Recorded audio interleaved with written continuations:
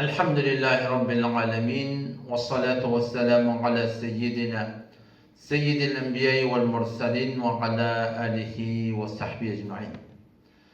Feza mecazide ve feza haygide bir soru köpten köp doğru oluyor. Men öyleme de neçe taraf şibbercek kurrumi soru şeklinde ahırağa neçe oluyor deyip soruldu. Onun için gerekli bildim ki şu sorunun cevabını ben açıklap bir video edip çıkarayım ki inşallah Teala Müslüman doğruluğumuzu eşittir. Ümit Allah Teala'nın kabul etti inşallah zahiri ahiretimiz olsun. Soru şu mutune ki ne mi deyip artık kakadan miras almaya. Bir buraya dede, bir buraya dedem oğlu, bir buraya şu oğlunun oğlu. Oğlunun oğluna artık değil ya, oğlunun oğlu dedesinin dedesine mi diye bizim aramızda kaka değil ya. Bu da açıklama edip vereyim. Ferezen biri var, şu adamın 5 tane oğlu var. O 5 oğlunda ölünüptür, yerli yurtlu, kullen durmuşa çıkıptırlar. Dedesinde cüdegane yaşak gelip geldi ya dedesine bir iki tane bile yaşak gelip geldi her bir doğrultunda.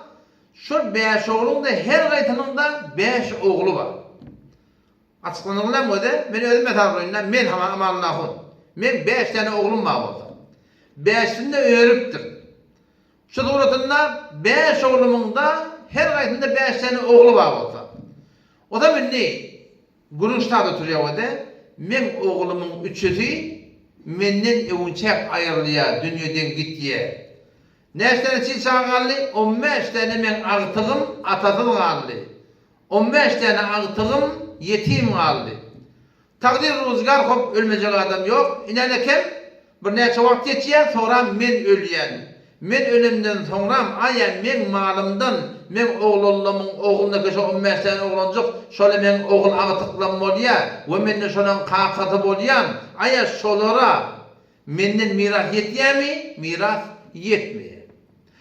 O ne bilip miras etmiyor. Kurun şunsuna koydu. İnanırken Kur'an'ın ayeti oğumda Sure-i Ahzab 6. ayette Allah Tebarek ve Teala ve ulul erhami ba'duhum evla bi ba'din fi kitabillah deyip Allah Tebarek ve Teala miras meselesinde şu yakine vermelidirdir.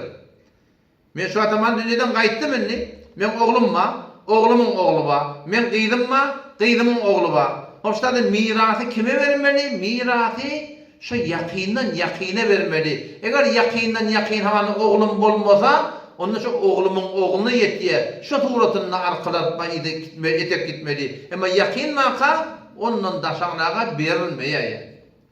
Aynı o da dikkat edin, yani şu 5 oğlumdan 3 oğlum ayrıldı da şey değil mi? Şu 3 oğlumun başından 2 tane doğununa var. Ama miras kime veriliyor? Şu oğullarının, yani 3 tane oğlumun oğluna veriliyor. Denanetine veriliyor. Şu oğlumun dedesi kim ben molayım bana veriliyor. Yani kim ben kaptanı şuna veriliyor. Doğullarına ayarlı olmasın, erkek de olmasın verilmiyor.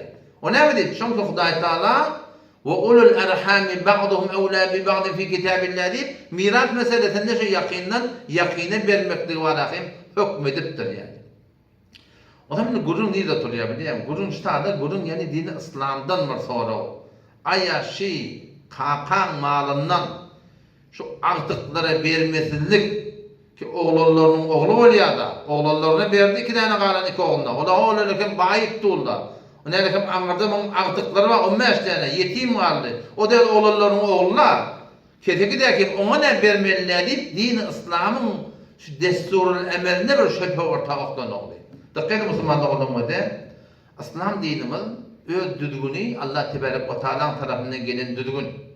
Ona benim Müslüman hiç takmakla hakkım yok. Elbette şu meselede şu soru ki aya meni kakadan benim artıklım menden miras almasızlığı aya şöyle zulüm demenin hakkında İslam hiç o hakkında zulüm eden dahi yok.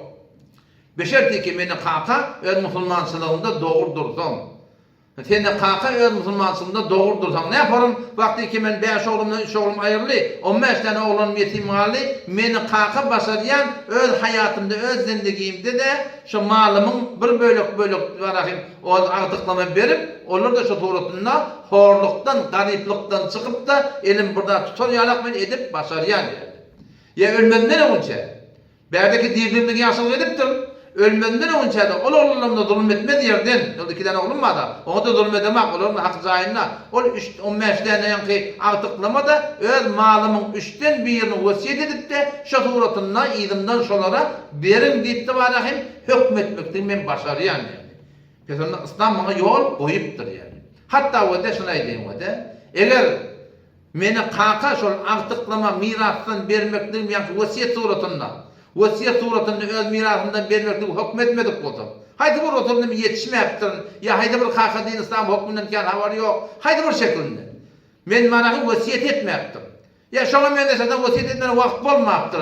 Yine de İslam şol artıkları ki menden 15 şol qarlı kaptırdı 2 tane ağatıma şol mebnat bilen artıklara hiçbir zulüm yok İslam'da yani. Ne suratında zulüm yok. Şu 2 tane ağa kaldı. 5 oğlumdan 3 oğul ayrıldı, 2 oğul kaldı değil mi? Şu 2 oğlum boynunu eğer bağırı olsa, bağrında olsa, şolun boynuna zekat farz bolşyalap, şol 15 tane oğul olmuş oldu, gözlemeklik de farz.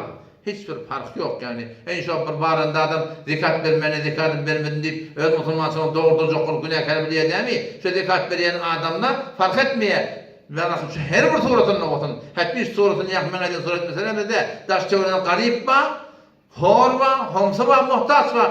Doğun kardeşlerden zekatın boynuna farz bolşyalak, şol malından elinden geliyen miqdarsa şol doğun kardeşlerden kömek etmeklik näme? Bizim boynumuzda farz eder. Onu çok aydan çok qoýanım. Şu mesele hakkında İslam dinimiz gelip ol artıklara ki artık yani kakatından miras almalılar deyiptir, olara zulmedilen daha yok. Belki ödülgün ne var ya, yakinen verliye, onun anındaki taşavraklar mirastan yetmeye de, meni kakı başlayan malımın 3'ten 1'in şolara vasiyet etmeklige, ya öd birliğimde malımdan bir bölüğü anıtıklama verip de şoları mal etmeklige, onun bir ehyan hayatını bolmadık da olsa, yine de şol doğan kardeşleri ki yani men oğlullama kaptanını oğul bolup kalıgdy, qıyıl bolup kalıgdy, haydi bir şekilde şol men oğlullama ki var, men aktın gurunda, men kaka bolup da şonu ölme tarıyanım, şolun boynuna farz, endika farz bolşyalak, elinden geliyen miqdarı doğrultusunda daş teoriyine kömek etmekdir. İnşallah mesele açıklanır. Vesselamu aleykum ve rahmetullahi ve berekatuhu.